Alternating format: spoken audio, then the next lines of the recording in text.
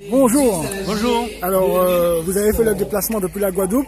Ah ben oui, comme d'habitude, il y a des problèmes, il y a beaucoup de soucis, il y a des choses à régler, il faut voir avec le monde, avec l'être vivant. Et j'estime que on a trop souvent diabolisé la Martinique et la Guadeloupe.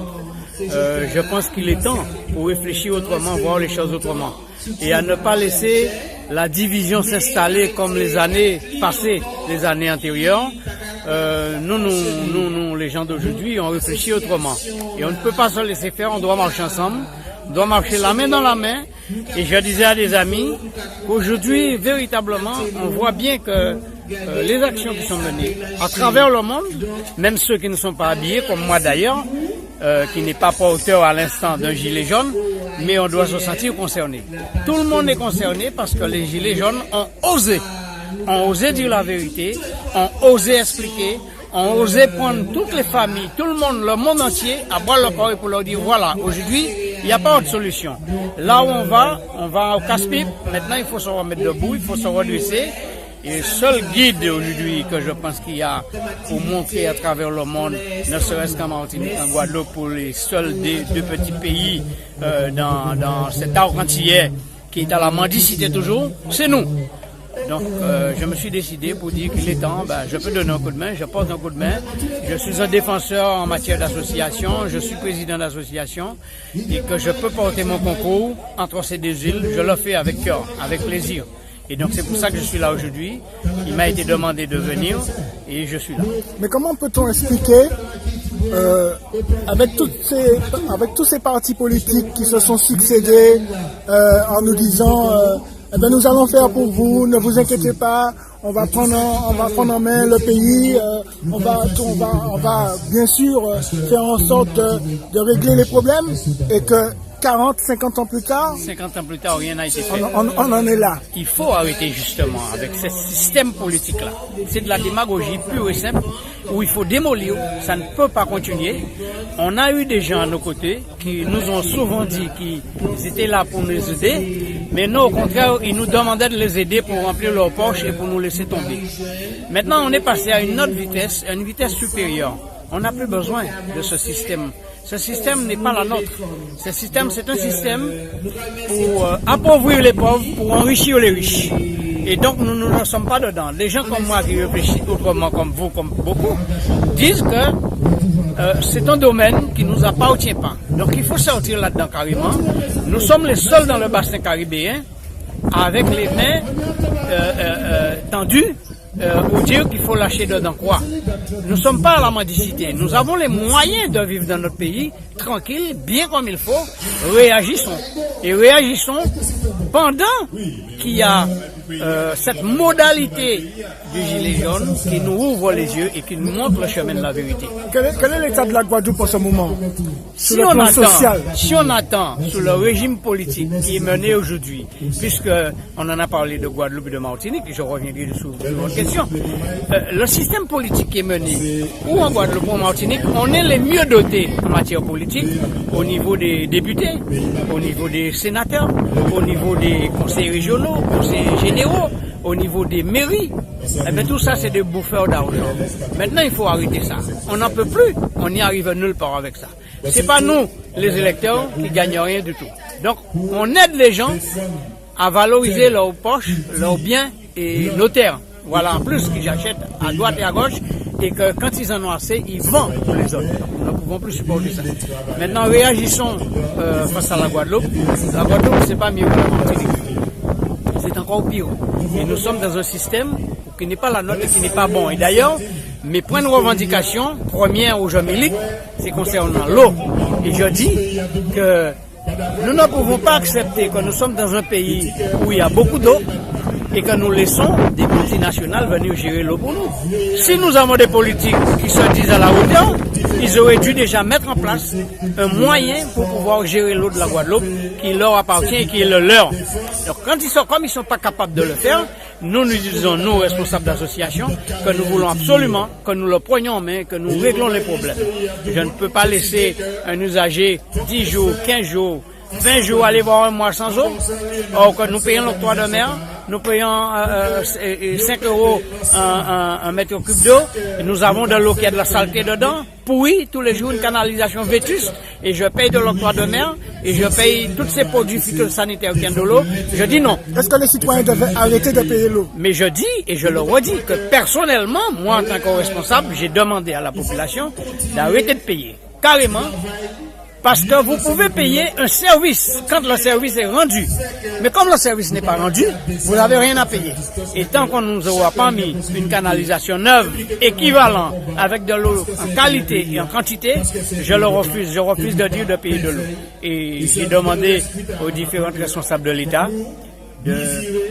qu'il faut se mettre en face de la réalité et voir avec tous les opérateurs de l'eau, parce qu'il faut qu'ils leur disent que l'eau c'est le patrimoine commun de la nation, c'est la nôtre, et nous voulons un syndicat unique au sein de la Guadeloupe pour pouvoir gérer notre eau à nous, mais avec nous. Et nous ne voulons pas de multinationales pour venir se remplir les poches et puis après on ne sait pas où est l'argent. Mais alors justement au niveau de la Martinique, il y a le comité citoyen du Sud qui a également soulevé le problème en disant qu'on payait trop cher l'eau, et il a été constaté des anomalies.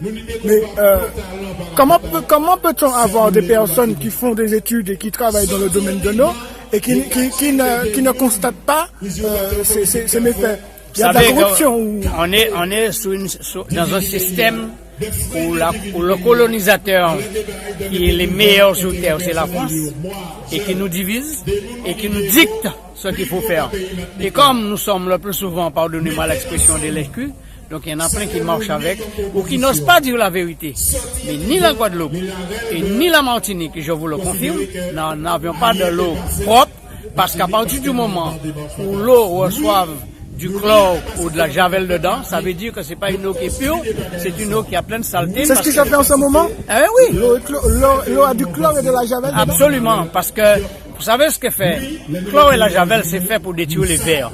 Et si on la met dans l'eau, soi-disant potable pour nous donner à le boire, alors je ne sais pas quel dégât que ça nous fait dans notre estomac. Nous ne sommes pas faits dans une matière autre qu'ailleurs. Nous voulons que notre eau, qui sort à la source, à la montagne, soit dirigée directement et arriver chez l'usager. À ce moment-là, on pourra dire à l'usager qu'il peut payer un mètre cube d'eau pour le service rendu. Mais tant que ce service n'est pas rendu avec une eau de qualité propre, je ne vois pas pourquoi on va payer.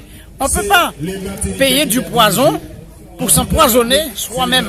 Donc il faut arrêter ça. Et c'est pour ça que je milite, c'est pour ça que nous militons, et c'est pour ça que j'ai lancé des appels au sein de la Guadeloupe, et je viens de le dire aussi pour la Martinique. Il faut que nous arrivions à nous renforcer par nous-mêmes, l'usager guadeloupéen, l'usager martiniquais. Mettons de côté nos petites querelles et nos petites cancans qu'on a essayé de nous faire nuire par nous-mêmes tout le temps. C'est ce qui a été fait. Qu'est-ce qu'ils essaient de faire? Parce que c'est pas forcément ce qu'ils font. Maintenant, donnez-nous la main et disons que nous sommes les mêmes, nous sommes la même chair, et nous devrions nous reconnaître. Et je veux dire aux Martiniquais et à la Guadeloupe ensemble, il faut trouver notre dignité et notre identité, et pour dire que dans le bassin caribéen, nous devons être libres aussi comme tout le monde, parce qu'on ne peut pas se laisser gérer à 8-10 000 km, or qu'on ne sait même pas ce qui se passe dans le département. Mais alors, justement, on constate qu'il y a en ce moment des syndicats au niveau de la Guadeloupe, notamment le LKP, qui appellent à la mobilisation et aussi pour l'eau. Est-ce que c'est quelque chose, une mobilisation qui risque... Parce qu'on a toujours trompé la population en disant mobilisation, et quelques jours après, il n'y a plus de mobilisation. Sinon, il y a un système de revendication qui a fait que tourner en bourrique les gens, et ça n'amène à rien du tout. Et si il y a un nouveau montage d'associations ou de syndicats pour dire qu'on défend encore les mêmes choses que des associations qui depuis 20 ans travaillent dessus comme moi, c'est pour boycotter tout simplement ce que je fais et pour faire autre chose. Mais, croyez-moi, je ne vais pas me laisser berner, je vais continuer dans ma démarche et je sais où je vais. Et personne, et je le dis personne, aucun syndicat, aucun représentant politique ne va me faire baisser la tête, puisque je sais où je veux aller. Et je l'ai dit aujourd'hui, en attendant qu'on parle du chlordécone, de part et d'autre, les politiques veulent prendre les affaires en main. En 2002, quand j'ai déposé plainte au tribunal pénal de la santé à Paris, eh bien, les Guadeloupéens m'avaient dit que j'étais un fou et que je disais n'importe quoi.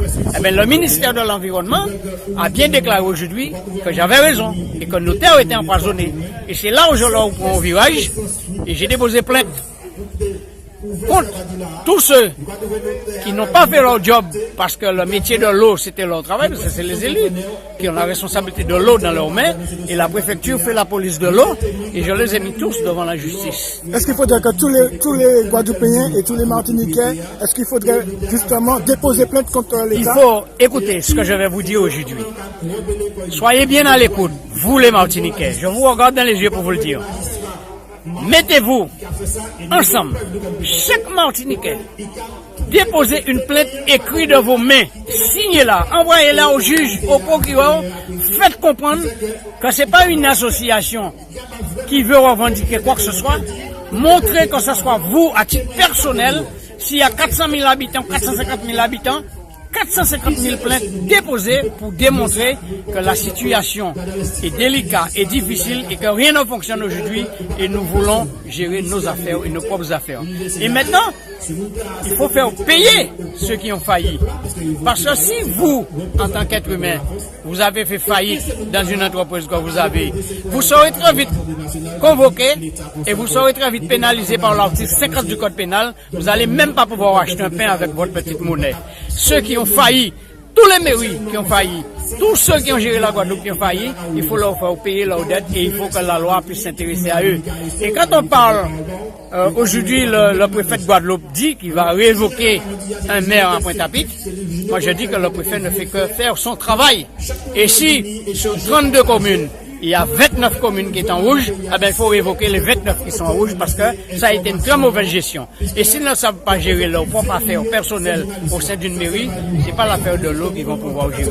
Je suis désolé et je dis aux Martiniquais que je ne suis que de passage, je ne veux pas donner de leçons à quiconque, mais j'ai prêté serment pour dire la vérité, je ne fais que dire la vérité et je dis à bon entendeur salut. Mais en tout cas, sachez qu'une chose, à chaque fois qu'il sera nécessaire de faire le déplacement, que d'un sens ou que de l'autre, je serai présent à vos côtés, vous n'avez pas à vous inquiéter. Il faut que la population se réveille. Absolument, qu'ils se mettent debout surtout, et qu'ils commencent par se regarder dans les yeux, qu'ils commencent par se dire bonjour, et qu'ils commencent par s'entraider entre eux-mêmes. Merci beaucoup.